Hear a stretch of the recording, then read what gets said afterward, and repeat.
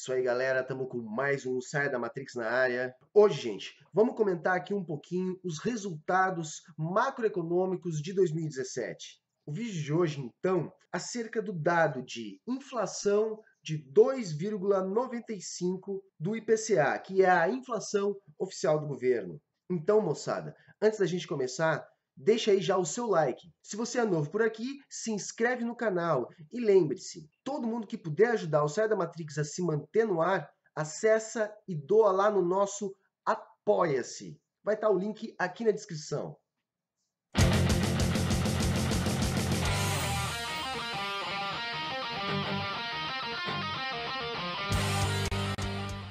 Então, gente, o governo comemora o 2,95 da inflação, abaixo da meta.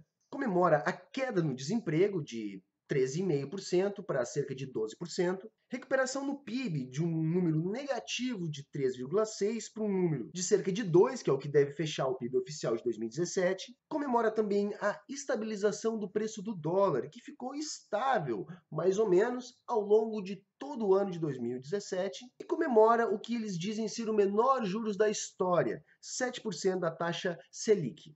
Os economistas do governo fizeram uma análise da crise segundo uma ótica conservadora, acreditando o problema da inflação aos gastos públicos.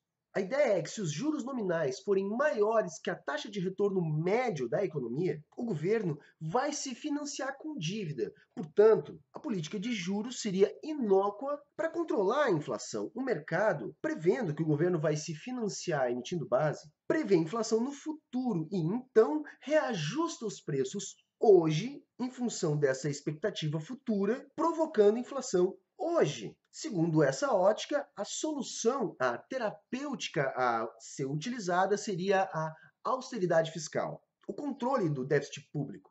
Desse modo, reduzindo os gastos, a política de juros se tornaria eficiente para exercer o controle da inflação. Veja bem, essa política de juros ela não serve, numa interpretação comum, mas errada, para conter o consumo. Os economistas do governo sabem que o consumo está baixo. Essa política de juros, ela visa controlar a vantagem de manter dinheiro em caixa. E assim, visa controlar de alguma forma a expansão da base monetária. É a fórmula ortodoxa que se baseia numa ideia quantitativista da moeda. E aí, se você não sabe do que eu estou falando, eu vou deixar linkado aqui embaixo alguns vídeos onde eu falo sobre a teoria quantitativa da moeda e se ela é aplicável ou não, ou seja, se dá para nós pensarmos a moeda hoje em dia de uma maneira quantitativista. Com base então nessa ótica, nesse diagnóstico, o governo implementou a PEC do teto, que limitou os gastos e investimentos do governo no longo prazo, garantindo ao mercado, dando um recado que está seguindo a cartilha liberal, fazendo o seu dever de casa. Agora, diante dos números, a equipe econômica do governo comemora dizendo: retomamos o crescimento. Ele está lento, porém é um crescimento seguro, justamente porque a economia está estabilizada em função do ajuste fiscal.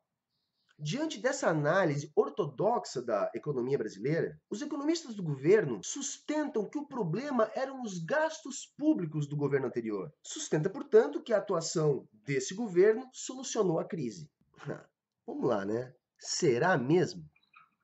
A questão é que o diagnóstico feito pela equipe econômica do governo parece servir mais aos rentistas do que o diagnóstico feito por economistas heterodoxos a respeito da economia brasileira neste período. O diagnóstico e terapêutica adotados pela equipe econômica do governo escondem que essa interpretação não muda a política de juros e prazos sobre os títulos da dívida pública brasileira. Esconde que a taxa de retorno médio da economia brasileira não cresce justamente pela drenagem de recursos para esse setor. Esconde que esse sistema agrava a desigualdade social, não gera desenvolvimento e, no máximo, mantém a economia estável por algum tempo, concentrando riqueza e, portanto, aumentando os problemas sociais.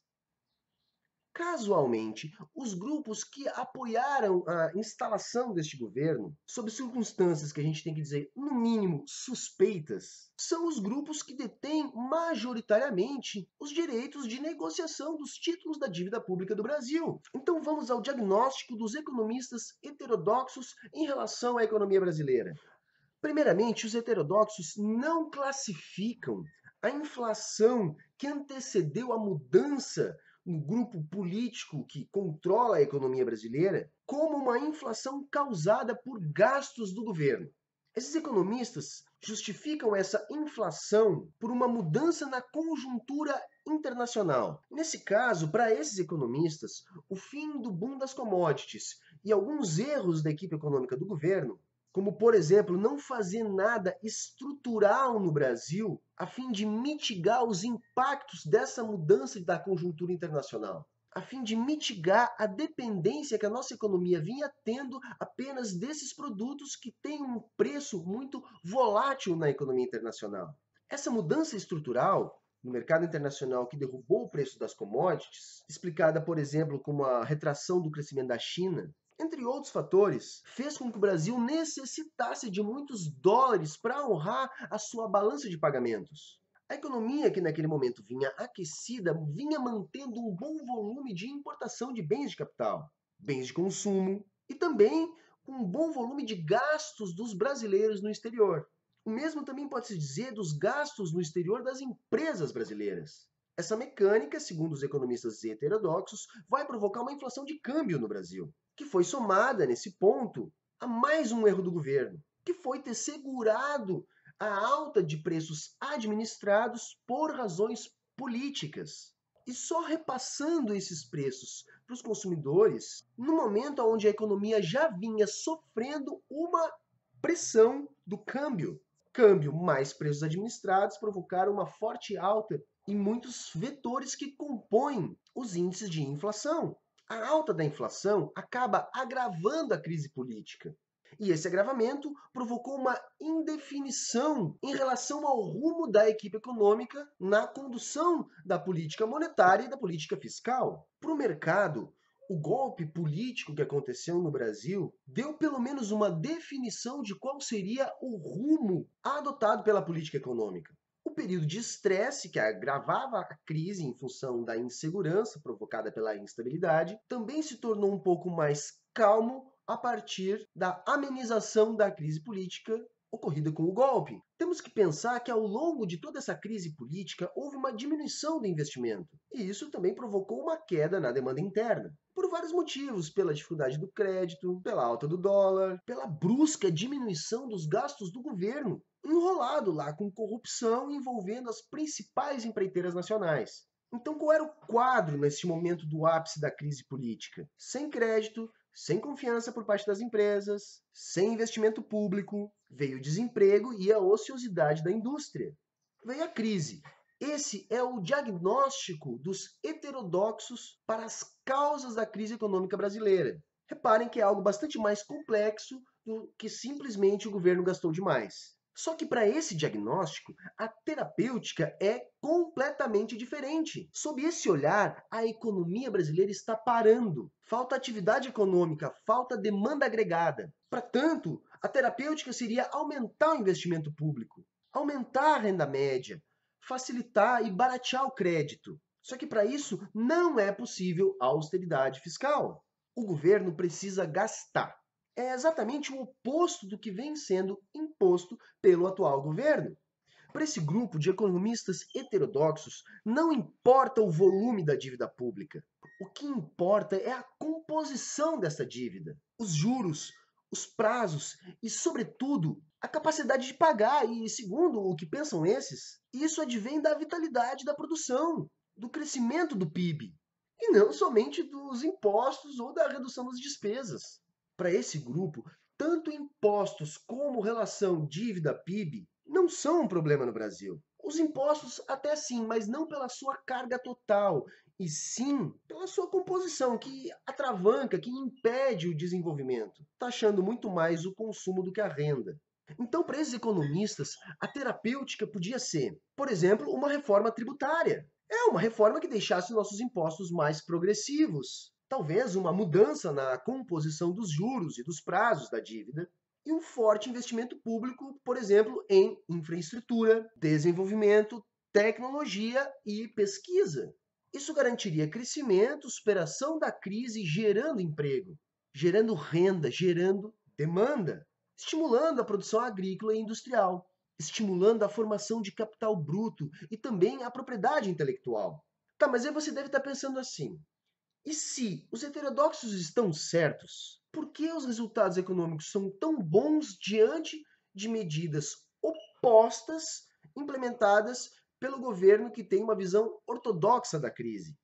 Quer dizer, se os heterodoxos estão certos, os economistas do governo estão errados. Mas como que os economistas do governo podem estar errados se os resultados econômicos apresentados são bons diante das medidas que, segundo os heterodoxos, são ruins? A questão é que, para os heterodoxos, esses resultados apresentados não são tão bons assim. Longe disso. Então vamos ao que o governo comemora: inflação, desemprego, crescimento, câmbio e juros.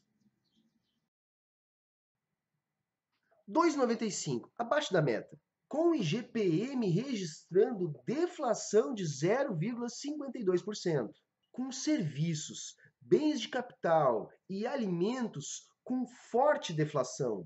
O que puxou o IPCA para cima foi justamente os preços administrados pelo governo, como os derivados de petróleo e a energia elétrica, por exemplo.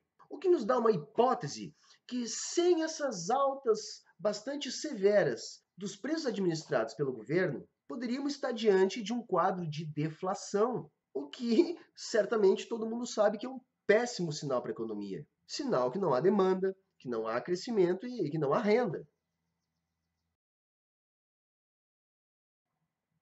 Uma pequena queda ao longo do ano, de 13,5% para cerca de 12%.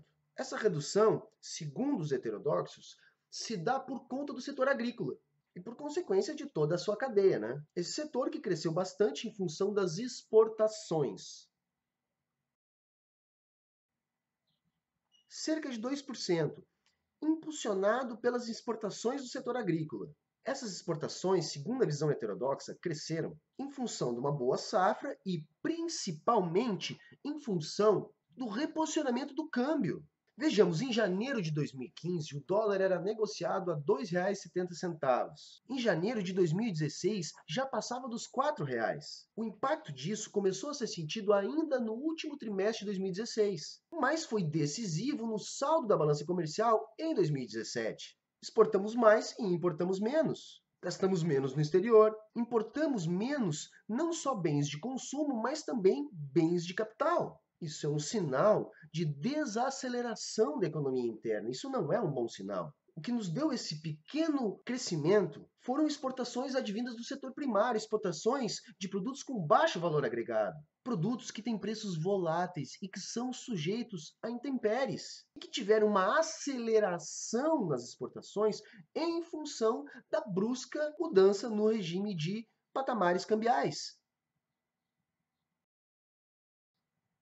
O câmbio se reposicionou a partir do momento que o crescimento da economia brasileira se reposicionou. Essa é a visão dos heterodoxos. Ou seja, o câmbio está estável porque não há nenhum desequilíbrio que possa gerar uma instabilidade na moeda brasileira. As mesmas armas que o governo diz ter hoje para combater uma inflação de câmbio, e aí eu estou falando lá das reservas internacionais e das formas que o Bacen tem de intervir no mercado de câmbio, o governo já tinha essas mesmas armas antes dessa equipe econômica entrar. Não foi essa equipe econômica que criou essas armas para defender a moeda. A Selic fechou em 7%, veio caindo ao longo do ano.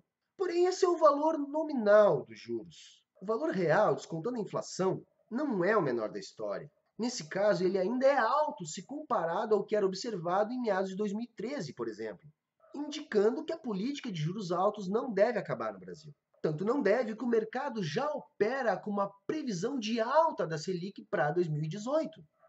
Desse modo, diferente dos economistas ortodoxos da equipe econômica do governo, os heterodoxos argumentam que, além desses resultados não refletirem que a economia está melhorando, também dizem que esses resultados são observáveis somente no curto prazo.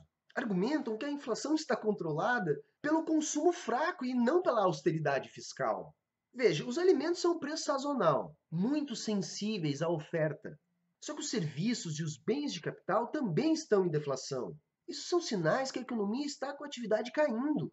E aí o que acontece? O câmbio, agora estabilizado, deixa de impactar as exportações que não vão ter mais aceleração. Veja, então mesmo que o nível se mantenha, não havendo aceleração, o PIB não cresce. A gente tem que lembrar que o PIB é um fluxo.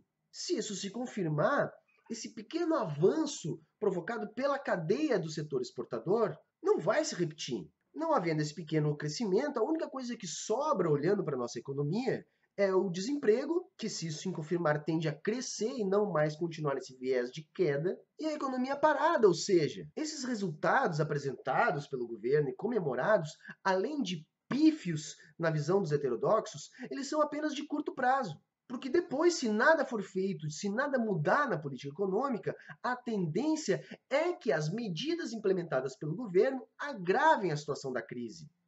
Segundo os heterodoxos, a partir do momento que o diagnóstico está errado, a terapêutica está errada. Para os economistas do governo, de uma visão ortodoxa, a ideia é reduzir o investimento público. Só que para os heterodoxos, isso é justamente o que vai piorar, o que vai agravar a situação de crise econômica no Brasil. Os efeitos disso não vão ser sentidos agora, de imediato. Com a PEC do teto, com o passar dos anos, a tendência é que o impacto dessa redução seja cada vez mais evidente. Além disso, as indicações que não haverão mudanças na política de prazos e juros em relação aos títulos públicos brasileiros dá a ideia que essa política de juros altos vai continuar impedindo o desenvolvimento das nossas forças produtivas. Vai continuar drenando a maior parte dos recursos para o mercado financeiro e não para a economia real. O que também, segundo os heterodoxos, agrava ainda mais a situação de crise, não recuperando nem o emprego, nem a renda e, portanto, nem a demanda. Nesse caso, numa interpretação heterodoxa, os resultados da economia brasileira não têm relação nenhuma com as medidas do governo. Esses resultados são, como já dito, somente de curto prazo, e as medidas do governo tendem a agravar o quadro. Segundo o grupo dos heterodoxos, as ocasionalidades que provocaram esses tímidos resultados positivos esse ano não vão se repetir. E o Brasil, na verdade, está apenas perdendo uma janela de oportunidade de sair dessa crise gerando emprego, renda e crescimento. Perdeu a oportunidade de aproveitar essa super safra e essa condição relativamente estável da conjuntura internacional para resolver de maneira mais eficiente os problemas da economia interna. Então, ok, galera? Esse foi mais um Saia da Matrix, tentando analisar um pouquinho dessa bagunça em relação aos dados da economia brasileira, porque muita gente pediu esse vídeo, porque muita gente não entende como é que se o gás sobe, se a gasolina sobe, como é que a inflação é tão baixa. Então, ok, galera? Quem gostou desse vídeo, ajuda aí compartilhando com os amigos. Falou, valeu e até a próxima!